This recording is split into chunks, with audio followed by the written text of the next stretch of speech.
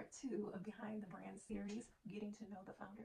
And so if you heard this story, you become an entrepreneur too. It's story time. I worked in the service industry for over 13 years as a glorified waitress, serving drinks in a casino. Prior to me quitting in 2020, I had advanced into a management position. The company that I worked for had no respect for its employees. This always left a bad taste in my mouth. Granted, the company is only as good as the individuals running the company. However, when you work for a company that treat their employees like crap for years, you start to just think that that's part of the company's culture.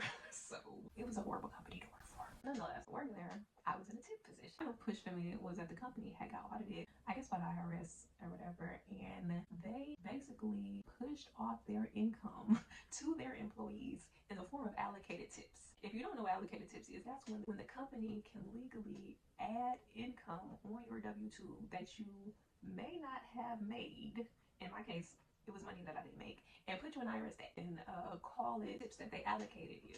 And they have no proof that you made these tips, but they can put a discretionary amount aside and say that this is what you should have made. That happened to me at this company, which is why I have a disdain for for that company.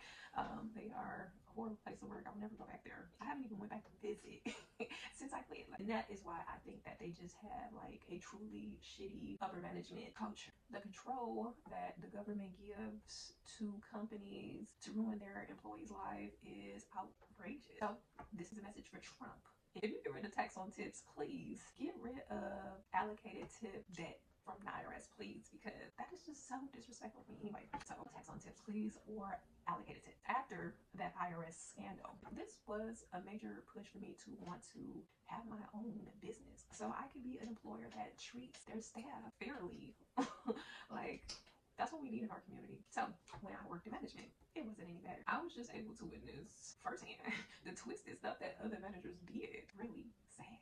Share your horror stories in the comments. If you have one, I'm sure everybody does, and let's talk about it. One of the other things that pushed me to want to own my own company is the ceilings that you have on your income. Before I went to management, honestly, I was expecting to at least double my income. I mean, I work for tips, so I thought maybe I'll make at least double my money, but I made less money in management than I did working for tips. And so that alone made me think maybe that's why the management was angry at us. So to know how limited your income is working for someone was another push for me to want to start my own company. I mean, when you think about it, all the wealthy people are business owners. So that's one of the things that made me want to start my business. Knowing that I had, lower amount of income than I did in the service industry as a manager, and the limited ability to be able to make the amount of money that I wanted to make, it wasn't aligned with my desires. And entrepreneurship just seemed like the answer for me. I had desires to create generational wealth, especially now more than ever because I have a daughter, and I also have 4 nephews.